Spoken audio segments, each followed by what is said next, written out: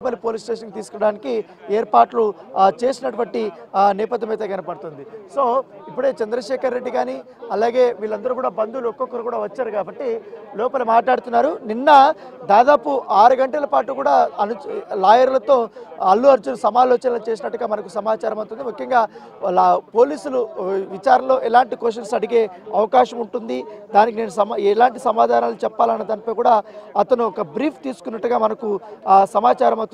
So ఆ brief ప్రకారము ఇవాళ క్వశ్చన్స్ ఈ విధంగా ఉంటాయనేసి కూడా ఆయన ప్రిపేర్ అవుతున్నాడు.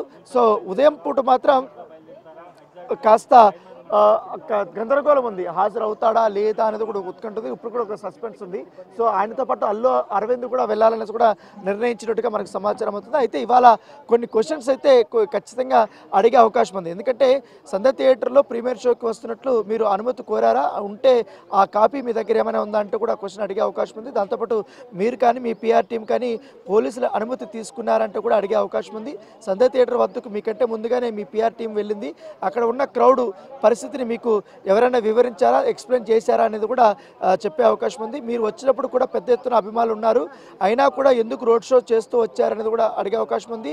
థియేటర్ బయట తొక్కిసలాట జరిగిన విషయం, ఒక మహిళ చనిపోయినటువంటి విషయం చిక్కడపల్లి ఇన్స్పెక్టర్ ఏసీపీ మీకు చెప్పడానికి వస్తే మీ మేనేజర్ అడ్డుకున్నారు, నేను సరికి చెప్తాను అన్నాడు. మీకు ఆ విషయం మీ దగ్గరికి చెప్పారా లేదా అనేది కూడా క్వశ్చన్ చేసే అవకాశం ఉంది. తర్వాత డీసీపీ నేరుగా వచ్చి మీకు చెప్పాడు కాబట్టి మీరు సినిమా మొత్తం చూసేకే వస్తారా అన్నారు, అది నిజమేనా, ఎందుకు ఆ మాట అనాల్సి వచ్చింది అనేది కూడా అడిగే అవకాశం ఉంది. దాంతోపాటు నాకు ఎవరు చెప్పలేదని ప్రెస్ మీట్లో మీరు చెప్పారు కాబట్టి పోలీసులు మీకు చెప్పినా కూడా ఎందుకు అబద్ధం చెప్పారు అనేది కూడా. ఇప్పుడు వెహికల్ ఖాళీ వెహికల్ అయితే వెళ్తుంది, ఖాళీ వెహికల్ అయితే వాళ్ళు రెడీ చేస్తున్నారు. మనకి అల్లు అర్జున్ సంబంధించిన వెహికల్ కూడా అక్కడ రెడీగా ఉంది.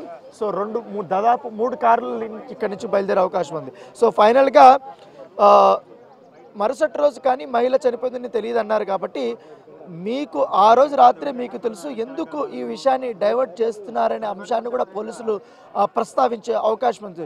సో వీటన్నిటికీ కూడా వారు క్లియర్ ఆన్సర్స్ను రాబట్టే పనిలో కూడా పోలీసులు ఉన్నారు కాబట్టి ఈ క్వశ్చన్స్ అంతా అడిగే అవకాశం ఉన్నట్టుగా మనకు అల్లు అర్జున్ వచ్చాడు. మనం ఎక్స్క్లూజివ్ విజువల్ చూస్తున్నాం, ఆయన దండం పెడుతున్నాడు, ఆయన అభివాదం చేసి వెళ్తున్నాడు, కారు ఎక్కుతున్నారు. తన అల్లు అర్జున్ వైపు స్నేహారెడ్డి కూడా తన పక్కనతో ఉన్నాడు, తను బ్లాక్ డ్రెస్ వేసుకున్నాడు. ఇవాళ అల్లు అరవింద్తో కూడా మాట్లాడుతున్నారు.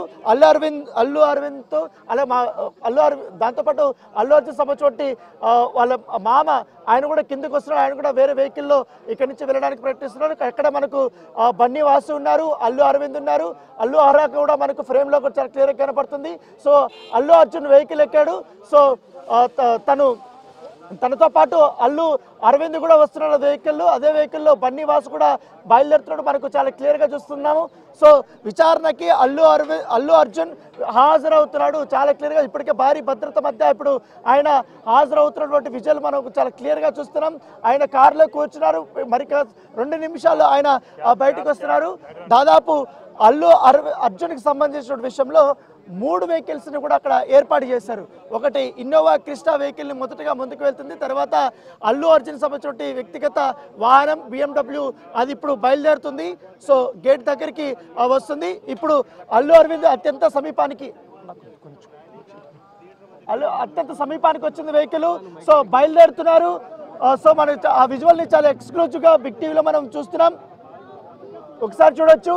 సో అల్లు అర్జున్కి ఎదురుగా అటు బన్నీవాసు కూర్చున్నారు, అల్లు అర్జున్ పక్కన అల్లు అరవింద్ కూర్చున్నారు. సో వెహికల్ ఇక్కడ నుంచి బయలుదేరుతున్నటువంటి నేపథ్యం అయితే కనపడుతుంది. సో మొత్తం ఎంటైర్ ఇక్కడ మరొక వెహికల్ని కూడా అక్కడ పోనీక్కడ ఎవరిని కూడా ఆ కన్వే ముందుకు వెళ్ళేటప్పుడు మొత్తం రోడ్ అంతా కూడా బ్లాక్ చేసినటువంటి సిచ్యువేషన్ అయితే మనకు చాలా క్లియర్గా కనపడుతున్నది.